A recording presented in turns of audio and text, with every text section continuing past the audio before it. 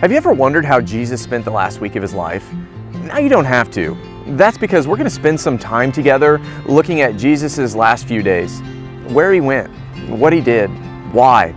And then we're going to ask a really important question. What does any of that have to do with us?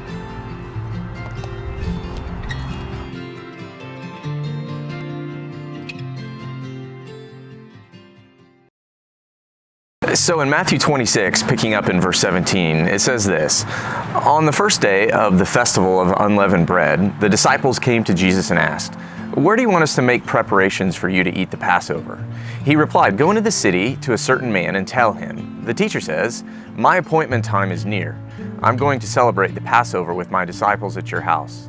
So the disciples did as Jesus had directed them and prepared the Passover. When evening came, Jesus was reclining at the table with the 12. And while they were eating, he said, "Truly I tell you, one of you will betray me." Time out. What is the Passover and the Festival of Unleavened Bread? It's a good question. Both were celebrated by Jews each year as a way of remembering Israel's exodus from Egypt in the Old Testament.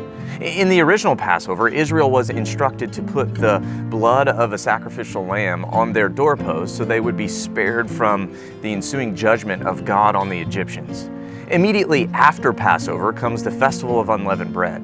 For 7 days, this festival commemorates God freeing Israel from slavery in Egypt. Continuing on in Matthew 26, picking up in verse 26, while they were eating, Jesus took bread, and when he had given thanks, he broke it and gave it to his disciples, saying, "Take and eat.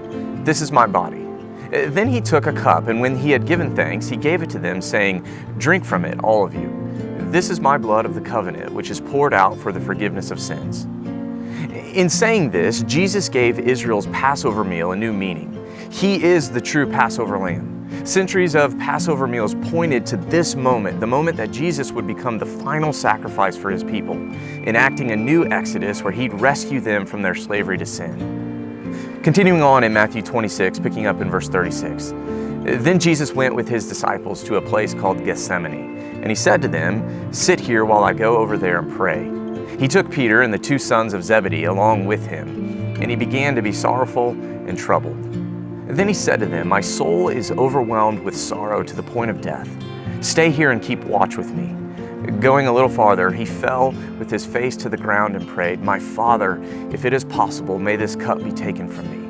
Yet not as I will, but as you will." So by now, it's late in the night. Jesus is filled with sorrow and distress as he anticipates what inevitably lies ahead. In what may have been his darkest hour, Jesus cries out in agony to his Father, "If there's any other way, please let it be so." And in spite of his deep anguish, Jesus prays, "Yet not as I will, but you will." In the face of death, Jesus was perfectly committed to submitting to the will of his Father. Submitting ourselves to God isn't always easy. In fact, sometimes it's pretty uncomfortable, even painful. But Jesus' own life example shows us that it's always worth it. Where do you struggle to submit yourself to God? Do you trust God's plan for your life? Or if you're honest, are you busy trying to get control for yourself? Ask God to remind you of his faithfulness. Cast your worries and anxieties on Jesus because Jesus cares for you. Pray for a deeper trust in God's plan for your life.